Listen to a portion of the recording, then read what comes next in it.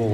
แห่งรัศวงศ์ราชสำขาวพร้อมด้วยพระสยาเจ้าหญิงตลอดสว่างพร้อมด้วยพระบรมสารีริกธาตุวงศ์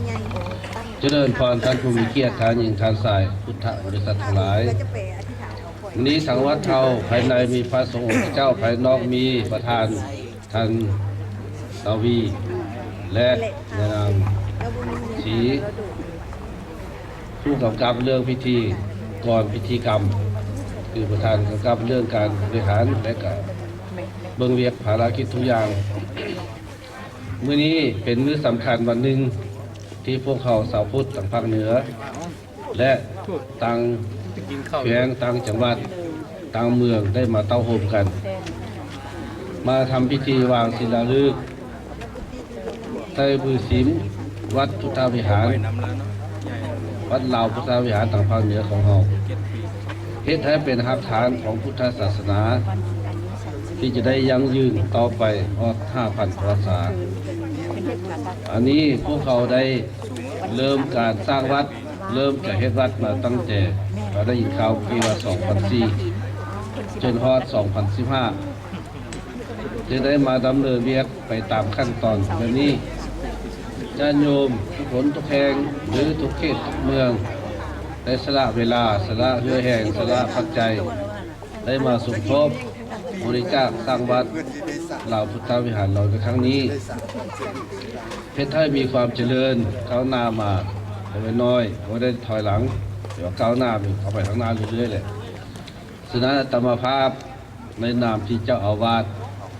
วัดเหล่าพุทธวิหารแต่ว่าเจ้าอาวาสกับเจ้าอาวาสโดยซื่อยังไม่ได้เห็นเวียงอย่างเจ้าอาวาสที่ค้านบ่แต่ให้ผู้เทศแทนภายในการบุญเฮงอาจารย์แสงอรุณผู้ไผ่มาเป็นผู้ตกแต่งหรือเป็นผู้กำกับเบื้องภารกิจทุกอย่างทางภายนอกกับประธานดาวีและผู้หญิงจะเป็นยานางศรีพร้อมด้วยยานางใสยานางแสงหลายทุกคนเนาะทั้งอุปสมบทอุปสิการแล้วเพื่อท่านได้เฮ็ดได้เฮ็ดไปผู้แม่ตมาที่บอกเอาใจใส่เอาใจคิดหาตลอดเวลาแต่ตัวคนหายากก็ใช่ฉะนั้นแหละมื้อนี้ภารกิจก็นักวันนี้ก็นักแต่ละมื้ออื่นก็นักอีกภารกิจผู้เดียวแล่นไตแล่นเนื้อหอไตหอเนื้อฉะนั้นแล้วก็เห็นใจทั้งเพิ่นเห็นใจทั้งตัวเองก็เท่าแก่สลาไปแล้วเพื่อแห้งก็สิน้อยไปแข้งขาก็เจ็บไปอันนี้แหละเป็นอนิจจังฉะนั้นพระพุทธเจ้าจึงตรัสพระธรรมเทศนาจากพระโอษฐ์ของพระองค์จากคำสอนของพระองค์เองว่าสัพพะปะปัสสะกัลลังกุสะสัพพทาสัจจิตะปริโยทาวนาพุทธศาสนี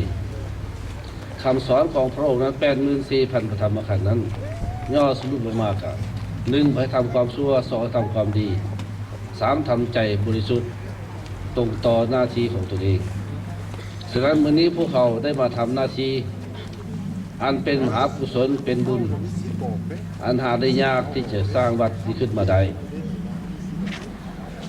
ฉะนั้นจึงว่าตั้งสมาคม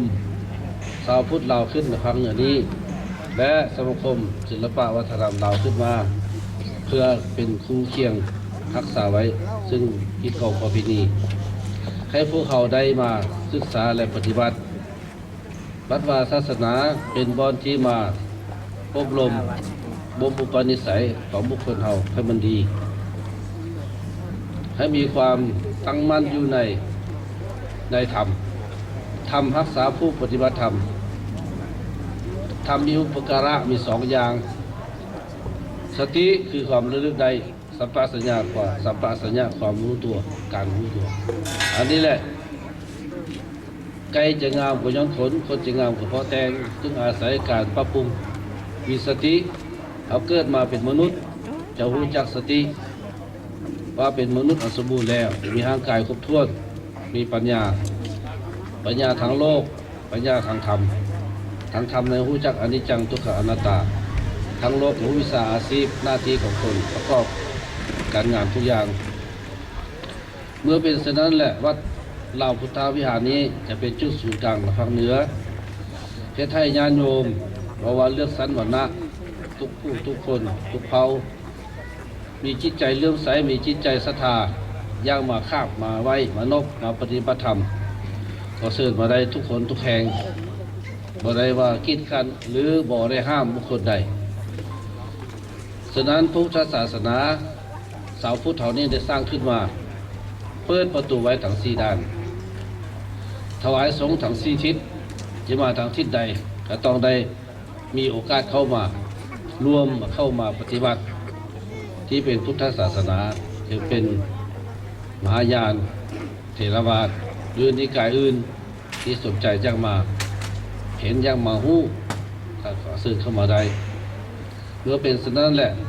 ศาสนาพุทธจึงเปิดโอกาสให้สุดเข้าไปซิมไปปฏิบัติเบิ่งยากหรือง่ายนักหรือเบาจะเป็นประโยชน์หรือบ่เป็นประโยชน์ในการที่ปฏิบัติธรรมอันนี้พิธีของประเพณีมีหมดทุกเผ่าทุกชาติแต่ว่ามันต่างกันเท่านั้น